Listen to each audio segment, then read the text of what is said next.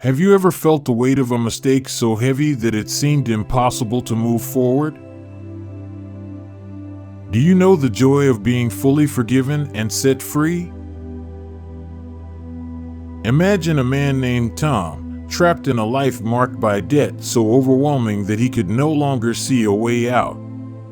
Each day, he woke to a barrage of calls from creditors, his family's disappointed glances, and the growing fear that his future would be chained to his past mistakes. But one day, he received a letter saying that an anonymous donor had paid off all his debts in full.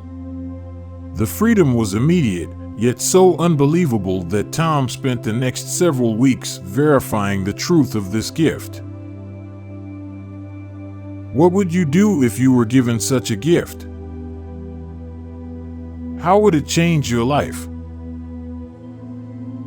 Our scripture reading today will be Ephesians 1 verses 7 to 10. In him we have redemption through his blood, the forgiveness of our trespasses, according to the riches of his grace which he lavished on us. In all wisdom and insight he made known to us the mystery of his will, according to his kind intention which he purposed in him with a view to an administration suitable to the fullness of the times, that is, the summing up of all things in Christ, things in the heavens and things on the earth. In Ephesians 1 verses 7 to 10, the Apostle Paul articulates a central tenet of Christian theology: redemption through the Lord Jesus Christ. This redemption is described not as a mere temporary relief, but as a complete eradication of our spiritual debts, achieved through the sacrifice of Jesus on the cross. The passage states, "In him we have redemption through his blood, the forgiveness of our trespasses, according to the riches of his grace which he lavished on us." Ephesians 1 verse 7. This imagery of redemption is powerful, portraying a transaction that goes beyond human understanding, the purchase of our freedom with Christ's blood. This is not just forgiveness but liberation, a theme that resonates deeply in the Christian narrative. The concept of grace, as described here, is not merely sufficient, it is superabundant. Paul emphasizes that this grace is lavished on us, suggesting an overflow of divine generosity that exceeds what is necessary or expected. This idea is echoed in Romans 5 verse 20, where Paul notes, "Where sin increased, grace abounded all the more." Thus, the grace of God does not just balance the scales, it tips them overwhelmingly in our favor. Moreover, Paul delves into the wisdom and insight granted to us through this grace. These gifts enable believers to comprehend the mystery of his will, which Paul further explains as the plan to bring unity to all things in heaven and on earth under Christ. Ephesians 1 verse 10. This revelation is significant because it connects individual redemption to a cosmic purpose. It's not just about personal salvation, but about the entire creation's restoration and unity under Christ's lordship.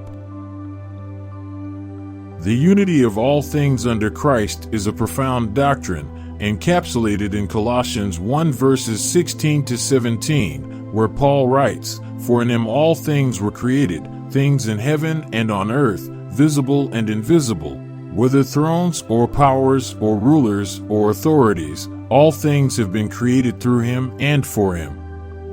He is before all things, and in him all things hold together." This passage reinforces the idea from Ephesians that the Lord Jesus Christ is central to the purpose and order of the universe, aligning personal redemption with universal restoration. This unity and redemption should also be reflected in how Christians view their roles within the divine narrative. As believers understand that their lives are part of a larger story, it transforms their perspective on suffering, joy, service, and community. It emphasizes that each story, each life, is a thread in the broader tapestry of God's redemptive plan. In practical terms, This understanding encourages believers to live with purpose and hope.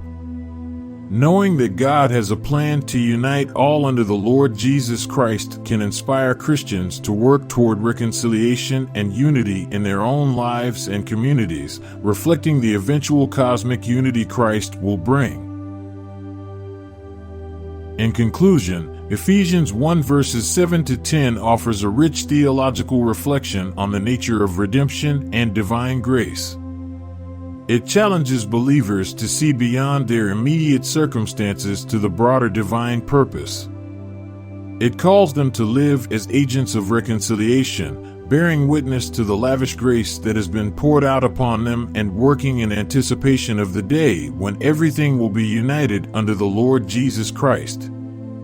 This passage not only offers comfort but also a commission, a call to live in the light of the grace we have received and the future God has promised.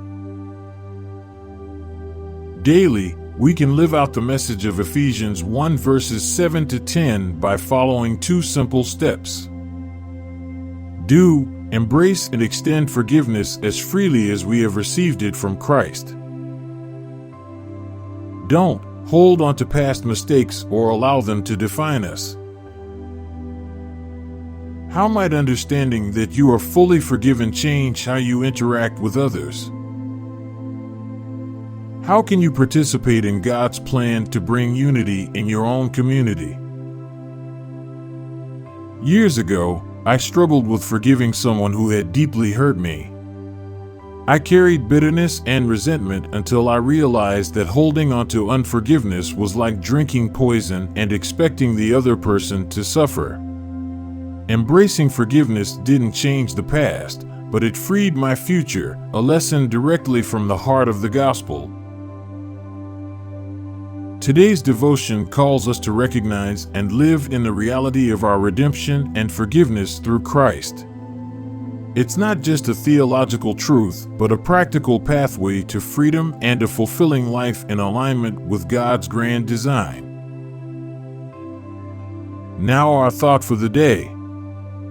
Live as one redeemed and forgiven, and extend that gift to others. Let's conclude with a prayer. Heavenly Father, you are the fountain of all goodness and the architect of our salvation. Your love surpasses all understanding, and your grace is boundless, extending beyond the reaches of our imagination. We stand in awe of your mercy and are humbled by the depths of your forgiveness. Lord, we confess our frequent forgetfulness of your grace. Too often, we cling to old hurts, resist your call to forgiveness, and neglect the freedom you've offered us through your Son, our Lord and Savior Jesus Christ. Forgive us for the moments we have not mirrored your grace in our interactions and decisions. Thank you, Father, for the precious gift of redemption through the blood of Jesus. We are forever grateful for this act that has erased our debts and liberated our spirits. Your plan for us and all creation, to unite everything under Christ, fills us with hope and purpose. We ask now for your guidance and strength to live as people aware of and transformed by this truth. Empower us to be ambassadors of your peace, agents of reconciliation in a fractured world. Help us to carry the message of your love and forgiveness into every encounter. Grant us wisdom to understand more deeply the mystery of your will and the courage to live it out daily. As we anticipate the ultimate fulfillment of your plan, when all things are united in Christ, let us reflect the unity and love he embodies. May our lives be a testament to the truth that in Jesus we are made new, called to live not for ourselves, but for him who died and rose again on our behalf. In the name of Jesus Christ, our Redeemer and King, we pray, Amen. As we close today's devotion, let us walk in the freedom and fullness of Christ's love, knowing we are part of his grand, redemptive plan. May we spread the joy of our salvation to all corners of the world, reflecting the grace that has been so abundantly bestowed upon us. I would like to take a brief moment to mention, if you like messages like this, and you would like us to be able to reach more souls with the gospel, please leave a comment or just hit the like or subscribe button. YouTube will expand its algorithm to people who are searching for a relationship with Christ or a deeper relationship with Him. Thank you.